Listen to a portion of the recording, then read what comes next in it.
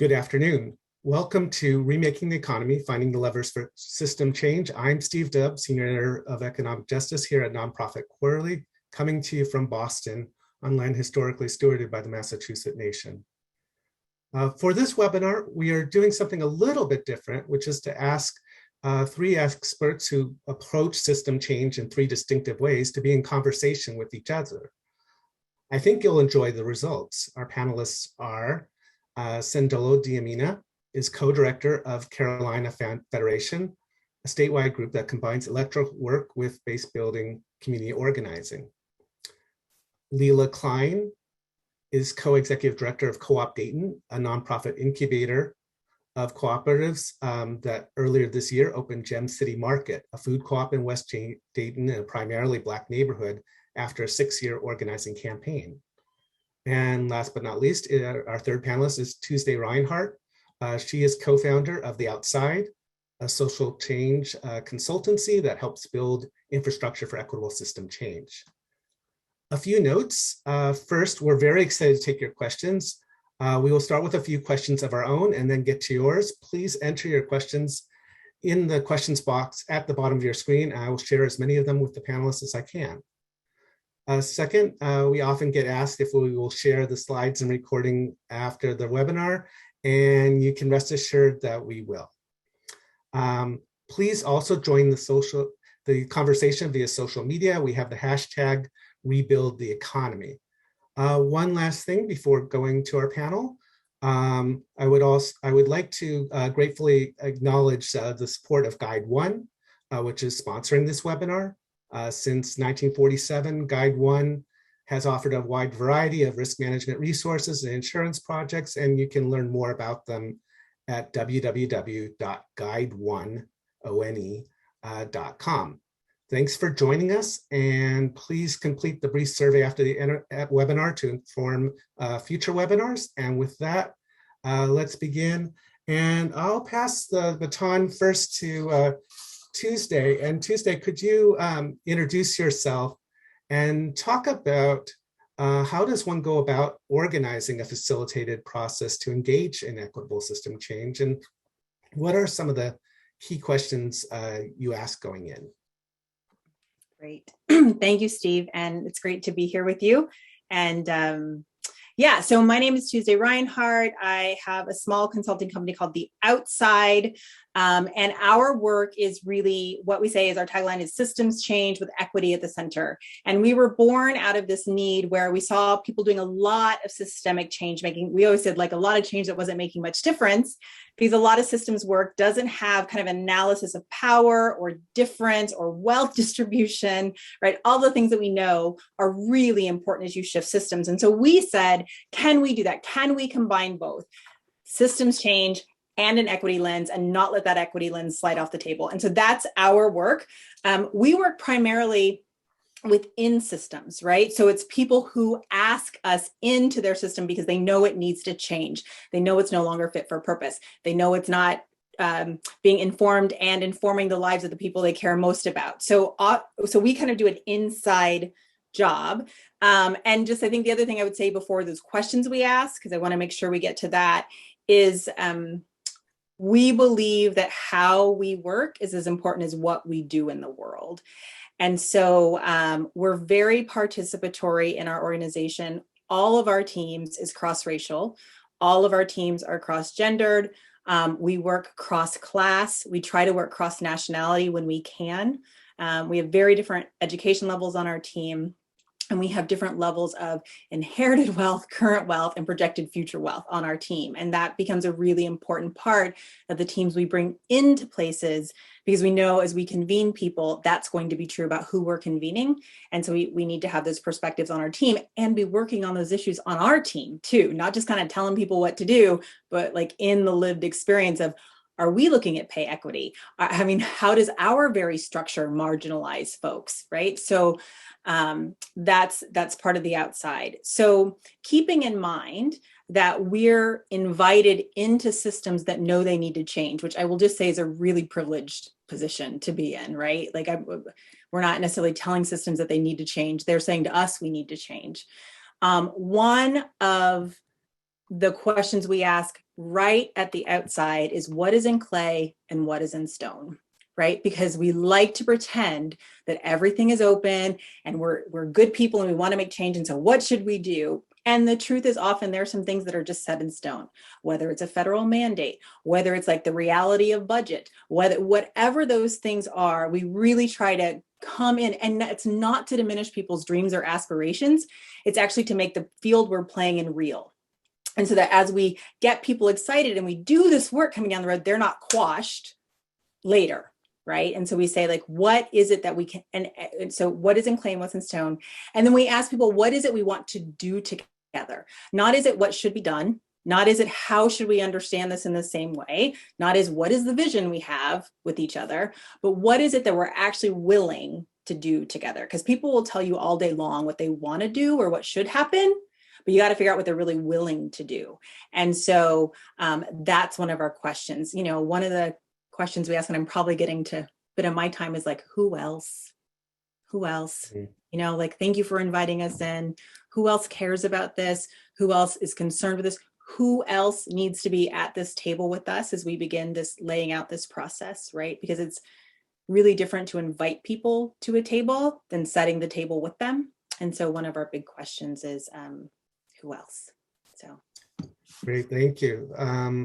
Sandolo, I'm going to pass the baton to you next. You know, talk about yourself and Carolina Federation, and you know, people have an idea of organizing as voter mobilization, but you're doing base building organizing, which is different. So talk about what that involves.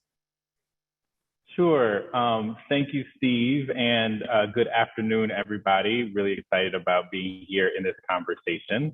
Got to do a little bit of sandbox playing with Leela and Tuesday before, and really excited to be in this conversation. Steve jumped in with us too. So my name is Sandolo Domina. I am co-director of the Carolina Federation, and like Steve said, we are a statewide independent political organization here in North Carolina, and really driven by a lot of experience around the limits of the organizing work that me and my co-director, Theo Lubke, had experienced.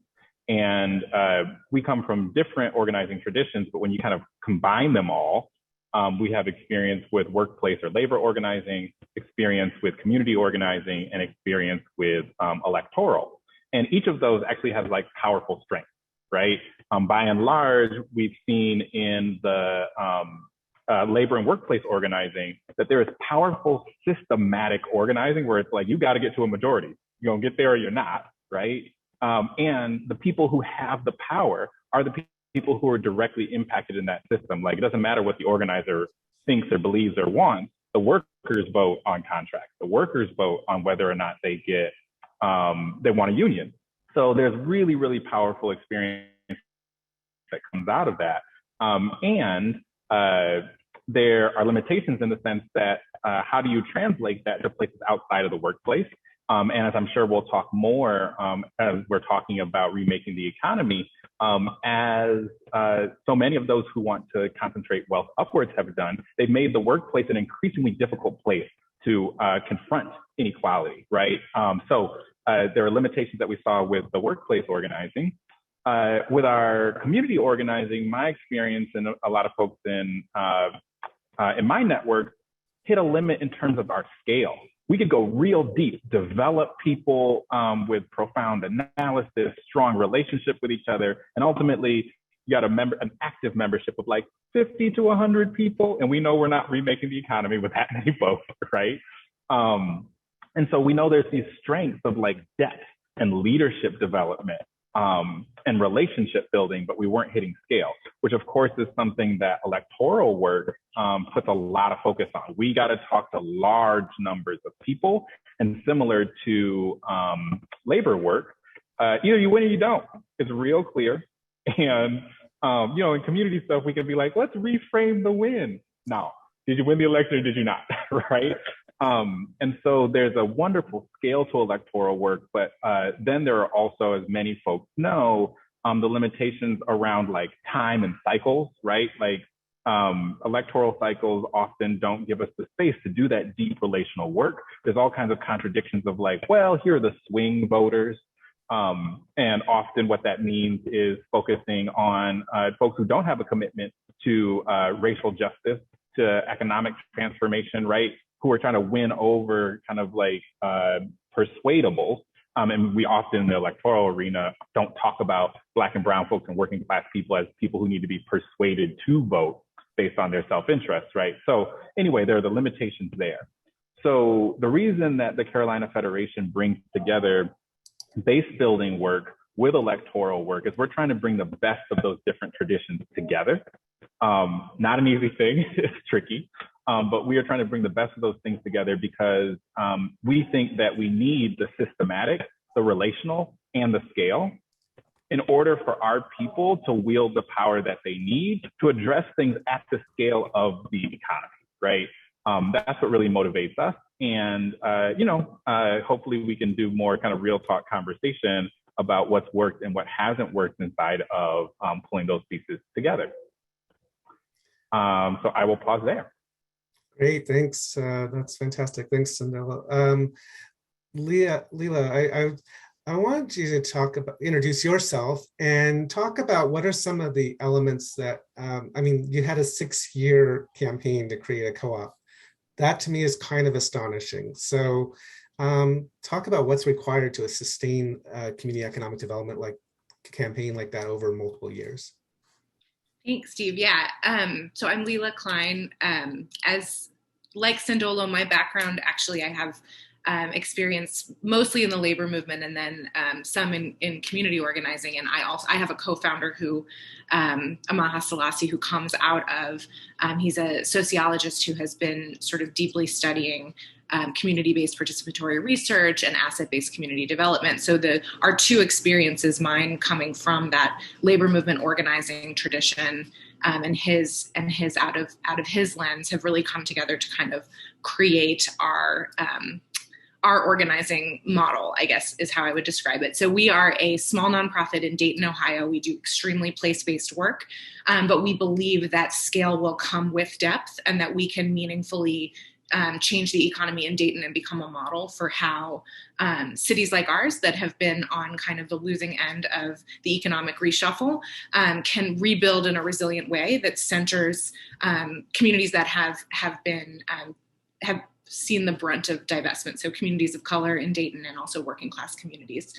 It's interesting. Over the past 6 years, we've engaged in sort of a campaign that has combined deep-rooted community organizing and sort of political consciousness raising around food justice, food apartheid, with a real estate development entrepreneurship project where we actually developed and built a supermarket, an actual supermarket with coolers and bananas and things like that. So sustaining that over 6 years, I sort of was thinking about this. There's sort of 3 key areas that I think helped us sustain over those years. First of all, a deep investment in staff and organizing. I think we could have done this project from sort of a more traditional kind of developer model and just, we get the land, develop the model, develop the plan, maybe have a few community talkbacks, a few town hall meetings, and then just do it. We actually we staffed up on organizing. That was, because of our background. So investment in that staff, investment in organizing,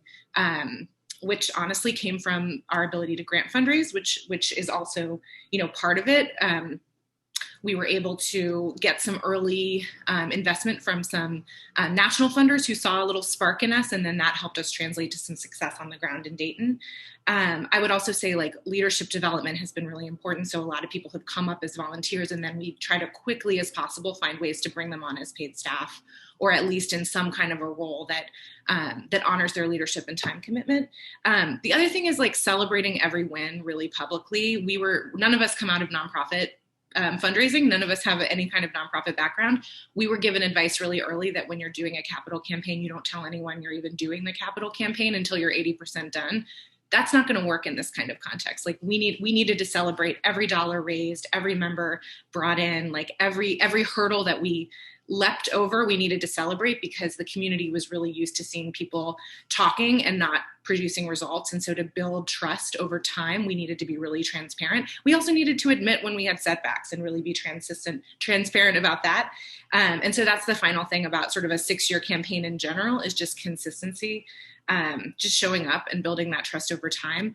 We held pretty frequent community meetings, and our commitment was we will stay till every question is answered. Like, we will do a Q&A. The Q&A will be at the end of the meeting. We will stay until every question is answered. And that, like, we'll just do it. And we're going to keep showing up, and we're going to keep doing the work, and we're going to stay in community. And we might even come to your door and knock on it and ask you a question. Like, I think that's how we sustained over 6 years. I also think to have gone any faster, we would not be where we are. Like, I think opening day was this incredible experience with, hundreds of people waiting outside the door ready to come in and start shopping. Like, if we had taken any shortcuts when it comes to organizing, like, we would not have the incredible support around us. So now that we're like operating a bricks and mortar retail store in the middle of like a global pandemic and a staffing crisis, like, a lot of people have our back as we go through this hard time. So, so I think next I was gonna ask Tuesday a question about sort of what I wonder about from my perspective of sort of being that person who's, working in the grassroots with folks who don't necessarily have access to the systems that they want to see changed. And you're, doing systems change from within systems, which I think is like astounding. And I'm so excited to learn more about that. I'm wondering, like, when you come to that work with an equity lens, how does that impact how those systems decision makers sit at the table with outside stakeholders who, maybe want to move the needle on things that could be, that could feel like they're set in stone?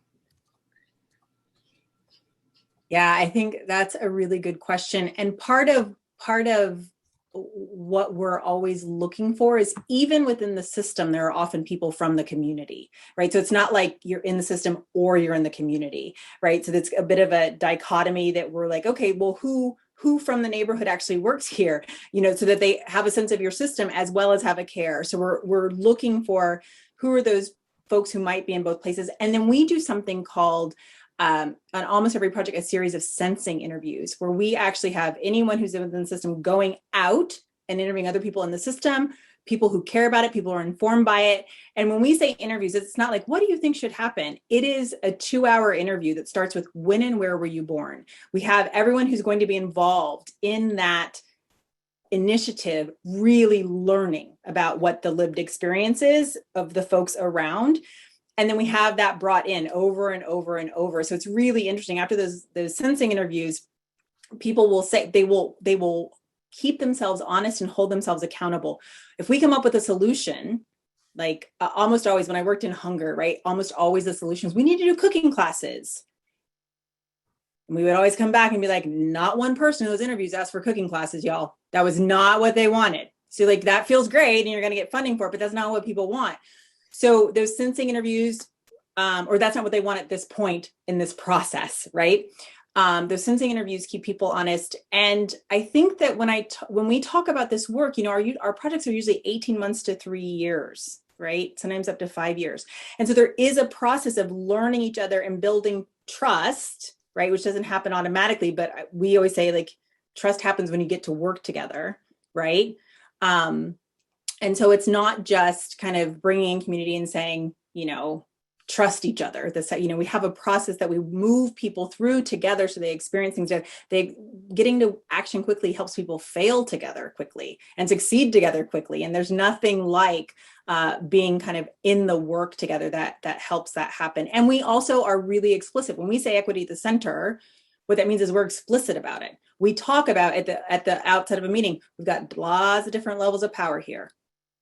Some of you work for each other. Some of you are getting grants from each other. Some of your communities are impacted by this. And this is not an issue about how the organization works. It's actually about your communities and how they live, right? So we kind of do a lot of being quite explicit about who's in the room and different levels of power. And of course, there are different processes to use.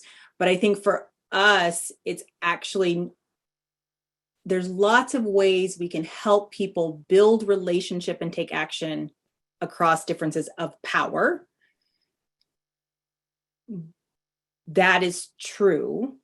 But part of our job is never to be quiet about that, never to be quiet about what the differences of power and how they're playing out. Is that helpful? Great. Tuesday? You want to like throw something to Sindel? Yes, absolutely. So as you were speaking, I was, you're saying, we realize the limits of these different models. We try to take the best from them. And I was curious about, not even sure how to frame this question, about leaving people behind, because sometimes folks are so attached to their models, right? And you're saying, yes, that model, or yes, that model, but not. And I was curious how you bring people along to like this conception of, which feels really pragmatic, what actually works and what doesn't. And I wanted to hear you talk about bringing people along to the way you're thinking about making change. Yeah, I think it goes really well with what you were sharing, Tuesday, about how you guys set up your processes, and Leela, how you were talking about just the process of building relationship and trust. One way we talk about it is inoculation, right? Like we have these DNA trainings that we do at the beginning where we try to just be really, really explicit about what we're up to. And a lot of our staff people and a lot of our core leaders, when we build a chapter, they're people who have had experience with various efforts. And both of y'all have shared, right? Like so many folks have had experiences where there were promises made or they've really poured themselves into something. And then on the other side, they got the results, right? Like of what did happen and what didn't happen. And so we try to just be really honest about like, hey, y'all, we're the Carolina Federation. We have this experience. Here's things that we've succeeded at. And here's a bunch of walls we've run into. And because of that, here's where we stand. So a lot of our staff people who come out of labor work or who come out of community organizing, we actually just had a whole process with our state convention, which was a combo of our staff and elected leaders from our chapters. And folks were really wrestling with each other around these different pieces. Some folks who come out of experiences where like the members don't get asked nothing, like here's the plan, you implement it, and the members get asked to like do tasks, right? Other people came from experiences where it's like the staff are really just administrators of the things that the members ask for, right? And so we just had to be open, like you were saying Tuesday, about like, we are intending to be an organization that is leadership rich. And we don't see our members taking leadership as something that diminishes what staff are able to bring. And we don't think staff bringing things is something that's going to diminish what's happening with membership. So we just try to name our lineages, where we're coming from, and then where we stand in terms of the challenges that we have experienced. And by far, what we get from people is like, oh yeah, here's my specific story, right? Like when you were talking about asking people where they were born and when we ask people kind of like their movement history or their movement birthdays or experiences around that, like everybody has an experience of I've poured my heart in, I've run into limitations. And if we can all bring that in honestly, there's a lot more openness to be like, okay, so like you said, what do we want to choose to do together? And it's not a totally blank slate. The organization says like we are choosing actively to build political power. That is the main mechanism that if you come into the Carolina Federation, you say yes to. And when we do membership asks for people, we try to make that really, really clear. Here's what you're saying yes to. And at any point, right, like you might arrive at a like, you know what, that's not me anymore. That's not where I am. We want to have convincing experiences where folks are like, I'm in even more. But I think that's the approach that we try to take in our DNA training. We also do a really fun thing. Originally, it comes from our friends at the Working Families Party, but our members took it and kind of remixed it of just like, we have role plays where basically we have characters who represent extreme versions of the best and the worst of different traditions.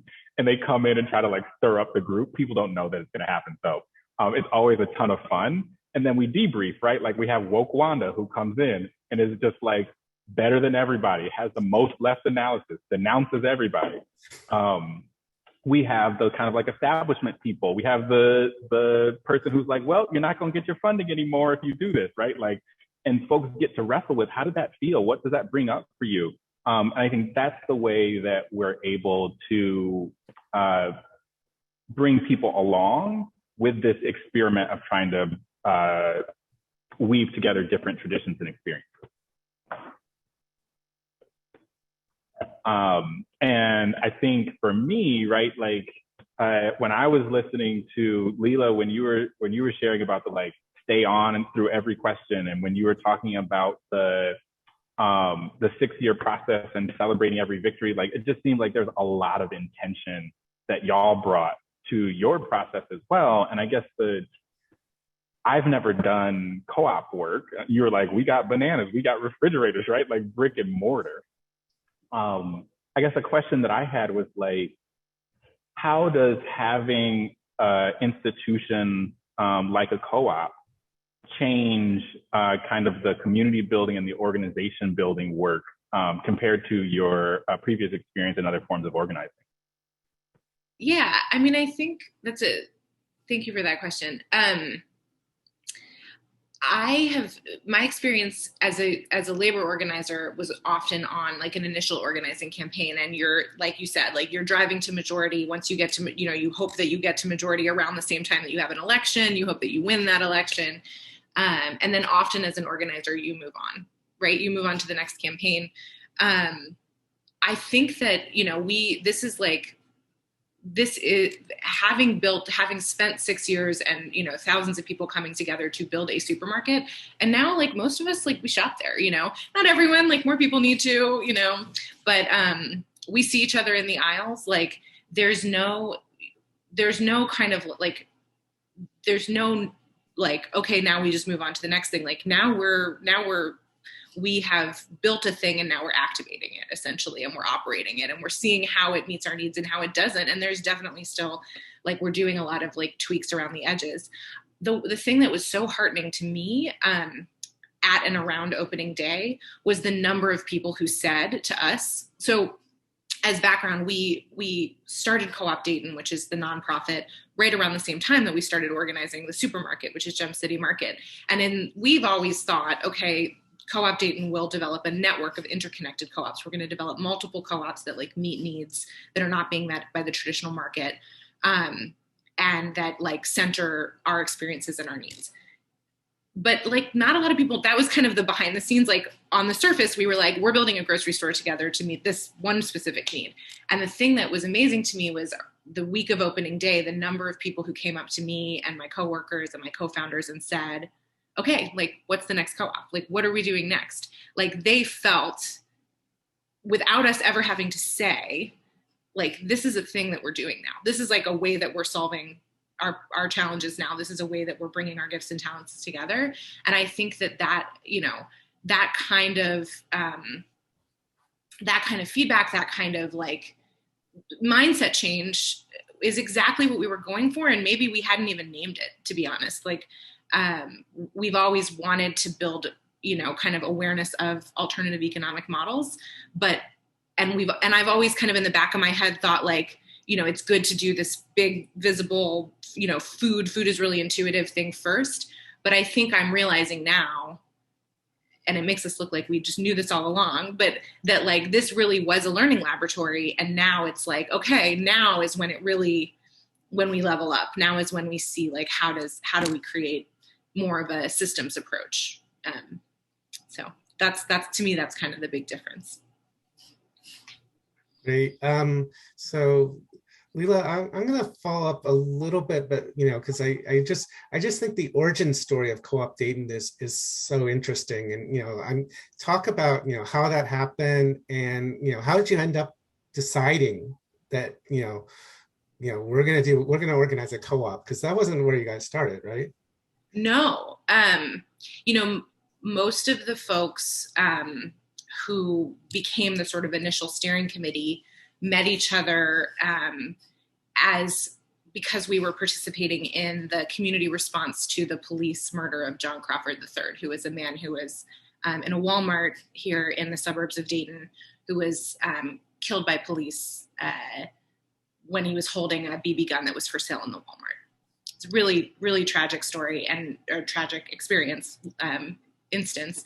And many of the folks who are now, in and around CoOp Dayton met, and that's how I met my co-founder, we started to kind of do work in community together. And then right around that same time, the conversations in the community about food justice, food apartheid were happening. And we had built trust by working together, just as you guys have said. And so we were able to sort of sit in a room and start to talk about, okay, like what could we do? Like, what could we do? And we came from, like I said, very different lenses. I think, my background in the labor movement and doing work around workers' rights and sort of and solidarity and, and then other people's experiences coming from other traditions. We just started doing research on what the models were. We met some folks from Cincinnati who were the CoOp Cincy, which is our big sister organization that's doing incredible co-op organizing in Cincinnati. And we really went through kind of a process to determine, is this what we want to do, and can we do this? And then we went down the co-op rabbit hole pretty hardcore. And that's when we founded Co-op Dayton. But it came out of sort of an activist tradition, went through a period of like really reflection study group, about a year of like reading and studying, and then ultimately launching the campaign. Thanks. So a question for all of you. And then I just want to say to the audience, I see your questions and we're going to get to them shortly, and please add to them. There's some really good ones. But I thought this is on levers for system change. And, obviously, depending on the different angles, system change requires experimentation, right? So maybe talk about some of your experiences in trying to actually change systems, and where have you seen promise? I can jump in. The pieces that come to mind, really, that were at the heart of what inspired the Carolina Federation, is we started our work in Durham, North Carolina. And two examples that I will point out, both of which I think are facing a moment of challenge right now, part of the national context that we're in. So that'll help with experimentation. So in 2018, this really powerful sister, Satana DeBerry, said that she was willing to run for district attorney in Durham. And Satana really came with a systems analysis of how mass incarceration had happened and how it was impacting our communities. And because of the political organizing with the relational base that we had been doing, we were able to work with a number of other organizations in Durham, including Spirit House, who was really close and I think were at the core of getting Satana to run, and a number of other organizations. And because she got into office, she decided we are going to deprioritize marijuana prosecutions, right? So there are immediately hundreds of people whose lives are being redirected away from the system of mass incarceration, right? And there are a number of decisions that district attorneys make that she was able to really make interventions around. Now, that then opens this whole thing about Satana came out of, I believe, housing law, right? So how do you come in, how do you run a district attorney's office with a decriminalization analysis, right? How do you do that? How do you do that at a time, in particular over the last few years, when we've been seeing this backlash now against attempts for alternatives to the police, right? How do you speak to the real deep concerns of safety that, in particular, Black working class communities are bringing, while holding the vision at the same time? I think that's the thing that Satana has been really in exploration around. And we've been in exploration about how we have conversations with our communities, with our base, about those issues. And some of it is we have our comrades who have a deep abolitionist vision and are like, okay, we need to defund the police, and we need to end policing and jails and prisons, right? And then we have folks in our community who are like, we need more police. And as a political organization that cares about winning elections, and as a deep relational base building organization that cares about building people power, but not just leaving people with the stories they've been given, but trying to lift up a new vision and do that together, right? That's been a conundrum for us to be in, right? And it has meant figuring out, well, not just messaging, right? Like, how do you say the right thing? But this piece about trust and community and being like, how do we honestly say, okay, I don't think that more prisons, more jails, more police is the way to change this, but that's not the conversation we're having right now. Like Tuesday said, the conversation is, what can we do together that makes sense? And the thing that got generated was the result of our people actually electing a majority who is supportive of moving resources into a community safety and wellness department in the city of Durham. And so we have a process that's about training and developing responders who are not responding with guns and with arrest powers, right? Like folks who are coming in to really make interventions that diffuse and support. So that was something that emerged, that someone doesn't have to either be an abolitionist or a pro-police person. Somebody can say, actually, like, what we want are more options for the kinds of interventions in our communities to meet the need. And our hope as people who have a critique of those systems is that as that grows, more people will be like, let's get more of that. But we will actually just see, right? We will just see with our people together what that looks like. So that's just an example, I think, of what it means to step into the political arena, use power to try to tweak systems with a vision of radical change, but with a commitment to doing it relationally, with a commitment to doing it democratically. And, you know, like, we just lost the city council election where one of the major issues was around policing. So we got beat up around it. And I'm not sharing this as like, aha, here's the answer, blah, blah, blah. I'm sharing it as a, like, we experimented with something. I think hundreds of people's lives have been improved as a result. We've also polarized in a way where things are pretty tense right now. And so now we're in a learning and a listening. And I think our comments at Durham for All are at the edge of that. Thanks. I just really appreciate, I just really appreciate your honesty and transparency, because we get beat up too. I would hate for us to be like, I have the answer. This is how you do systems change, right? We were just like, just in a 2.5-year process, but where we got together stakeholders and power brokers up to the minister of the province, right? We were like, built the trust and the relationship. And you know what? The premier got mad at the minister and said, your initiative's gone. I'm going to teach you a lesson, right? Like, it's just like how it sometimes happens. And so we learned a lot from that. And so sometimes learning is the thing, learning and staying together. We say, when we learn, can we stay together? Can we learn? Can we stay together?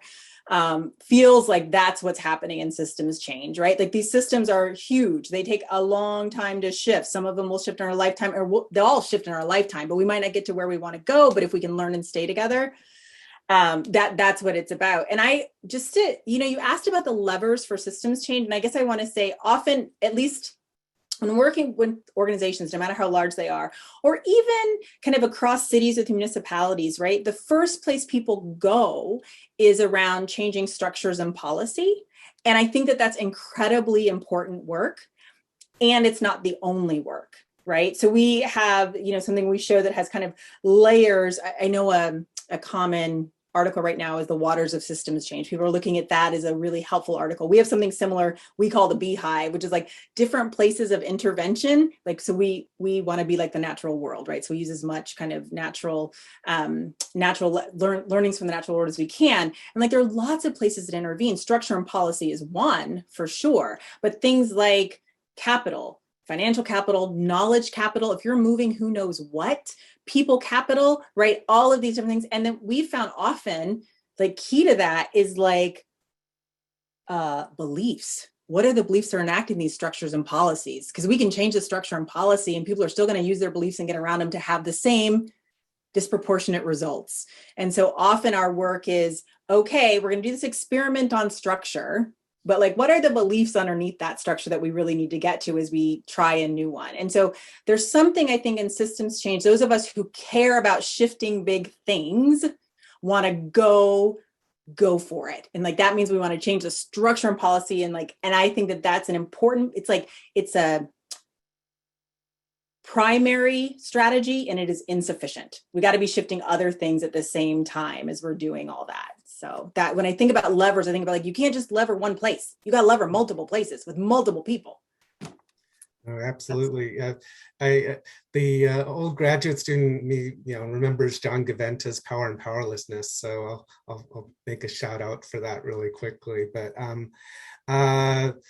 Leela, do you want to say a little bit about what you were starting to talk about? Like now that we got the co-op, we want to build forward in terms of system change, and what that means to you.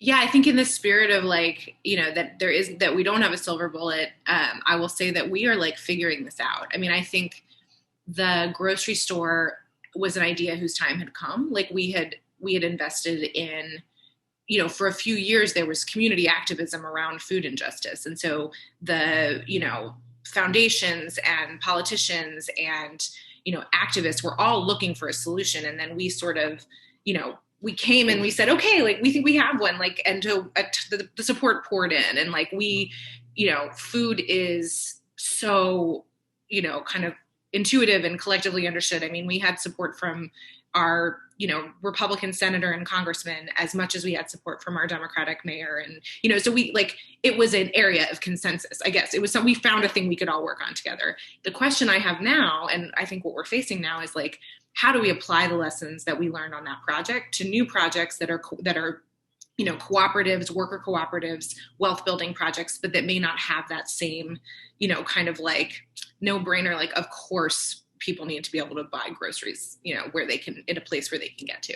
How do we apply those lessons? Because what we would like to see is an interconnected network of cooperative businesses, inspired by, a model that's being piloted in Cincinnati, but that's based on a model in Spain called Madrigal, which is, a network of interconnected cooperatives that form an economic engine, and where the cooperatives sort of support each other during downtimes. And there's, meaningful building of worker-led institutions that actually are in every corner of our community. So like a worker bank, a worker university. And this is like, this has been done. It's been done in, it's been done in a different context, but how do we bring that to a city like Dayton? Like we're figuring that out. the next work that we're doing a lot is around, how do we give people access to the tools and technology they need to impact their homes and their jobs and their lives. So we're working on a cooperatively owned makerspace centered in West Dayton, led by one of my colleagues, Sherelle Gardner. And then we're thinking about cooperative ownership of land and development as like a key next step. But like, what are the pieces of the cooperative ecosystem that can fit into a puzzle that adds up to systems change, even though each thing on its own might look like just one thing, if that makes sense. Well, that's great. So I want to move to an audience question. There's some really good ones. So this is seems like a very appropriate question for NPQ webinar. What are some of the real life limitations of working in the nonprofit sector? Tuesday, I suppose you have a consultancy, but still you work with a lot of nonprofits, and Leela and Sindolo, you both work for nonprofits. So, how do you handle them personally, as well as how do you respond to potential disappointment or criticism from community members? Steve, could you say that last part? How do we deal with what? Disappointment or criticism that you get from the community. I'll just say, so I've been in the nonprofit world for 6 years after 15 years in the labor movement. And one of the things I really miss, to be honest, is, the sort of organizing principle that as a person who works in the labor movement, your boss is working people. Like you are ultimately like in a democratic union, the elected leadership are rank and file workers. You have like a constitutional body that meets annually or every couple of years that makes big policy decisions. The union is driven by the needs of working people, and that's where your salary is being paid. I feel, we're really grateful to have raised, millions of dollars to open a grocery store, but that meant that a lot of time and consideration went into what a funder community might be looking for. And to Tuesday's point, sometimes what a funder might be, a cooking classes might be something that is like, looks great in a grant application, but might not actually be what the community wants at that moment. So finding a way to balance those two things has been my biggest challenge of being in the nonprofit world and trying to be an honest broker in both rooms. We do actually need the capital, and we also can't create something that people aren't going to want. So how do you be an honest broker? Concerns and criticisms from the community are a gift. They are hard to hear sometimes, and I get very defensive sometimes, but when somebody tells you what you're doing, what you're not doing right, or what their perception is, it means that they care, that they see what you're doing. And that is a gift.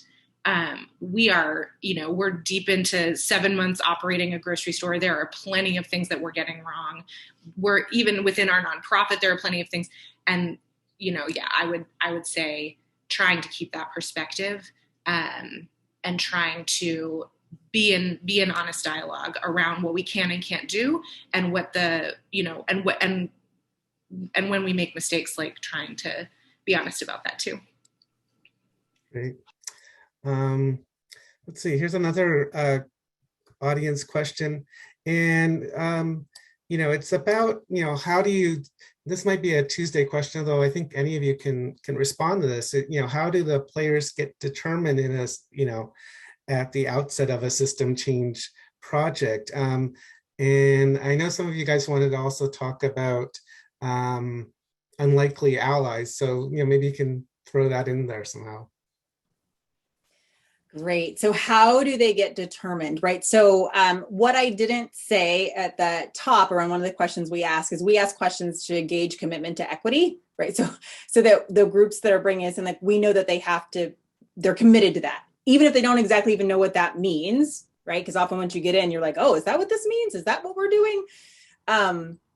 But I think we talk about that initial group. So often we work with something we call a core team, changes project, but it's 25 to 35 people. And we do a lot of thinking through who those people are. And what I would say is we always say equity is engineered at this point. It's not just something that happens because you open up to whoever wants to come. You have to be rigorous about it. Who needs to be here? Who not only has influence, but they have credibility in their community? Who are we, if we do a global project, are there people from each region? And I would say that it starts with an eye toward representation, right? We just really feel we have to have who we're trying to serve, and who is in the system, right? So as much of the system as you can get in the room as possible, right? So that's our first kind of representation. But it's not enough just to invite people in based on what they represent or identity groups, right? That's really essentializing people. And so we think a lot about who is up for change, who has strategy, who is committed. They're doing work on the weekends anyway. And so, but how do we not overuse people? Sometimes we pay people. The first time in a project, we paid doctors to talk with us. I'm never not paying people again. We have the money to pay people. We're paying doctors. They have money. So now sometimes we pay people, right? Or we backfill their positions so that they can actually participate in our work. It's not like an off the side of the desk, which will again disproportionately hurt certain people who have more than enough responsibility. And so we have a real eye to representation first, and then we think about who in this process is kind of a good fit. We often do self-nomination processes or invitation only process. It depends on the context, but and I'm laughing because we had a organization that had 18,000 people across the world. We just had this big chart across a wall saying who cares about this issue, who's impacted, what are the countries we're in, what is our gender balance, what is our race balance, and we just kind of put stickies all over the wall. And what happened is people chose the usual suspects. They wanted to have equity, but when they thought about like who can do this, they kind of defaulted to those folks who are the usual suspects. And so we had to be like, no, we got to try again. Maybe we need some of the usual suspects, but we actually need to try again and make ourselves like push ourselves around issues of equity. And so that's where, you know, you might get some of those unlikely people. I've been in rooms with folks that I'm like, how am I in the room with this person? How, you know, I never thought I would be in the room with the CEO of Lotteries Canada. That's not someone I'm typically, you know what I mean? Like that, I don't even know how that person got in the room, but there's some care, there's some concern about the issue. And so it doesn't mean every unlikely ally or unusual suspect is someone you can work with. But for us, it's like just staying open and remaining open. Yeah, Leela, do you want to add a little bit? I know you have some unusual partners, or did. Yeah, I mentioned that a little bit. I mean, we have worked with people across the political spectrum, people who I deeply disagree with on other issues. I also feel like I've been able through this work to be in rooms with people who I would not have met in my day to day. I've never been involved in a project that pulled people to it in the way that this one did. And I mean, that is a real gift. And I know, and not every project will be like that. So how do you take, you know, how do you replicate? But I would say, there are, especially in the political realm, there are folks who I have like protested outside their offices on issues that like helped us get over the finish line. And that's real. Yeah, thanks. This is an interesting question. I think it's sort of for Sandolo, but anybody can jump in. So the question is, to discover what people really want, what are some effective outreach methods? You know, particularly if folks don't have access to the internet and so forth. You know, so sort of who is the community, right? It's a constant question in terms of community organizing. Our data and digital director, amazing woman, Valerie Morales, is trying to update me for the 21st century. It's like there are things beyond in-person things that are powerful and important. And I do want to mention some of the exciting things that she's been talking to us about like when we canvass a neighborhood, for example, there are now these opportunities that like you can actually target ads to an area. So that people have some exposure to the organization before you go to the door. So there's things like that that are like interesting tools. But at the end of the day, I'm really old school about this. I don't think it's mystical. I don't think it's magical. Human being, face to face, irreplaceable. And what we can do when we are in person with one another, the ways that our whole bodies can listen, cannot be done over Zoom, cannot be done over a phone call. And, you know, like there's evidence for this, right? This isn't just like anecdotal. There's been research in particular in Get Out the Vote work, where by far a face-to-face conversation, in particular with somebody who you see as being similar to yourself, similar to your community, is the most effective means for getting people to take action, and is also the most effective means for getting people to think differently about an issue that they have strong feelings around. A lot of the deep canvassing work gives us evidence of that. Phones come after that, right? Like having a live conversation. And then everything else flows after those two things. But being in a face-to-face conversation is really powerful. And I've heard really exciting things and creative things that people have been doing since COVID to try to address that. During the kind of height of things last year during the 2020 elections, these folks at Black Male Voter Project were talking, like they were deeply committed. They put their canvassers up in hotels. Like they quarantined their canvassers, did daily testing. And then they had people out on the door. They had people out in the community having conversations, because that's where, it's not even just like, do you have the internet? You can have the internet, but a face-to-face conversation is still going to be more powerful for you. So I did want to say that, and I want to connect it to this piece about unlikely allies, this piece about players, this piece about funders, that the basic idea of organizing is that being in relationship transforms what we think, transforms like the beliefs that Tuesday was talking about. And I think if we want to be talking about system change, we're not talking about bringing together people who already agree with each other to continue to agree. If that's all we needed, we would already have the system changed, right? Like, the reason systems haven't changed is because the groups who have the potential power to do it are not, in fact, in relationship and in alignment with one another. And the reason we do face-to-face conversation is that crossing those boundaries, crossing those differences, requires the intensive work of trust building and relationship building and taking action together. So I don't think that's different when we start talking about people who have different political perspectives. And, you know, like, I think there's this myth that like all the Black people or all the working class people or all the queer people like all agree and don't have fucked up, I don't know if I'm supposed to say that, but don't have messed up ideas about like oppressing each other. Like, that happens. And so when I go out on a door, there's a high likelihood that somebody's going to say or communicate a deeply harmful belief towards some community of people who deserves dignity, because we've all been socialized in that. We all carry that in different ways. And the real question isn't like, will we need to work with people who are different, or will we need to work with folks who seem unlikely? But how do we build the capacity to be grounded, resourced, resilient with ourselves and with our community so that we can be out and facing those differences and working those things together. And I think when I'm gonna do my one last try to weave another thing in, I think the same thing about the contradictions of running nonprofit organizations, that like we are handed messy, contradictory things. And if we get our hands on the levers of the economy, it's not gonna be any different, right? Like, it's gonna be messy, contradictory stuff. And I think so much of what we try to do with our organizing is build the skill set and the confidence that, okay, we can do it. We can govern ourselves. And I think so much of what prevents our communities from reaching for the big power levers is, one, we're afraid of reaching across those differences.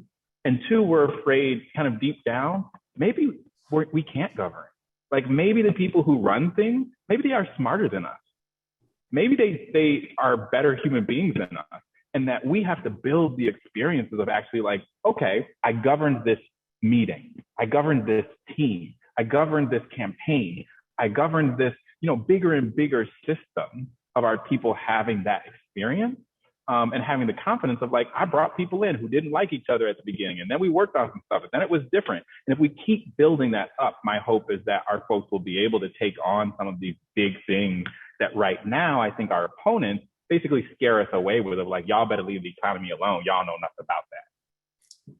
That's great, Sendel. So I'm going to ask one last question, and it's really, so a lot of folks on this call are in nonprofits or in philanthropy. And what can those institutions do to support economic system change work? And how do we resource and support each other to be the leaders and movements that do that? I have a quick answer, and I feel like you all will have heard this, but when you ask kind of what are the barriers in nonprofits, I feel like we don't allow our nonprofits to take risks and experiment and fail. And like, if I think about what philanthropy needs to support with, like to support trying some different things and being allowed to fail in our most urgent issues, right? So we have to fail to learn. And so there's something about, it's not just like, it's a mindset and a belief around failure, but right now nonprofits aren't structured to be allowed to fail, right? Like, you're just not allowed to fail. And so there's something about moving toward experimentation and learning as one of our key results, like using developmental evaluation, not summative evaluation for some of these efforts, right? That actually gives some freedom to make the kind of changes we need to make if we're going to shift economy. Great.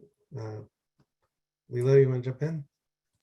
No, I just would really echo that. That's really landing for me. I think we are going way out on limbs in community. Like, the community we are taking big risks, and people in the community on a daily basis are taking big risks. And sometimes it does feel as though we have to have those, those Spanx on all the time with our institutional partners, where we constantly are having to sort of show that we are, rational and sort of, well put together, and that the results are great. Everything's going really well, where we know that people's lives that's not the reality of the lives that we're living right now. Things are, really chaotic in our lived experience. We're taking risks. We're doing things like we've never done before.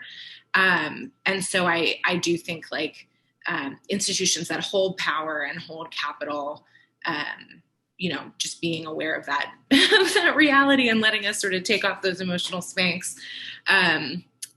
That's, I just really hear that from you, Tuesday. You said it better, but just to echo it. And I think I've been really intrigued by this new move towards trust-based funding and the idea of sort of dialogue and grantee grantor collaborative reflection on how things went, rather than you report to us. And I think that there are ways to do philanthropy differently that could facilitate more risk taking, and I'm optimistic. I see some nice movement in those areas. Thanks. Any last comments, Sindal? My co-director does much more of the funding than I do, so I have less insight into the inner workings. But I will say this: Shayante Singleton at the Cypress Fund is a brilliant thinker about philanthropy. A young Black queer woman who spent a lot of time in philanthropy, and her title at the Cypress Fund is Chief Reparations Officer. And she has a profound orientation to thinking about the work that she's up to. So I really suggest that folks check out the Cypress Fund and Shayante's work. One of the things I have found really helpful, just like when we're talking about things, I was like, oh, I feel like I'm talking to someone I'm in collaboration with and trying to achieve a vision. And part of it, because the Cypress Fund is place-based in the sense that they support North Carolina and South Carolina work, we just know that we're in it for the long haul. We are trying to figure out how to transform North Carolina together. There's going to be lots of ups and downs, but we know we're going to be in it together. And that feels like my other comrades. And that shows up in little things the Cypress Fund will be like, okay, what if we called you and we just asked you questions about how things were going? That's the report. We have somebody who types down what you're saying while it's happening, and that's the report, the end. And it cuts down on our side trying to put together these different reports, but it also creates that relationship piece where they're hearing what's going on in the organization as a dialogue, which is really, really different than us being like, okay, this happened, that happened, here's this number, here's that number. The numbers matter, right? But the relationship, I think, is really key. And some of my experience is sometimes I think funders have tried to establish trust through getting reports. And I think sometimes that leads to compliance, or, y'all know the truth, storytelling, people out here telling stories, or just telling one part of the story. And that trust is really different than compliance, and is really different than telling people what they want to hear. And I think the work that Shy and Cypress shares is really great. Well, I know we could go for a lot longer, but we are at time, and I want to acknowledge that. I want to thank our panelists, Tuesday Reinhardt, Sandala Diamina, and Leela Klein. Also, hopefully there's in the chat, we are doing our next webinar on December 9th. It's going to look at information and media and economic justice. So I encourage you to also attend that one and to follow the Remaking the Economy series. Thanks so much to everyone, and thanks to all of you in the audience for your excellent questions. Hope we got to at least many of them. All right, thanks so much.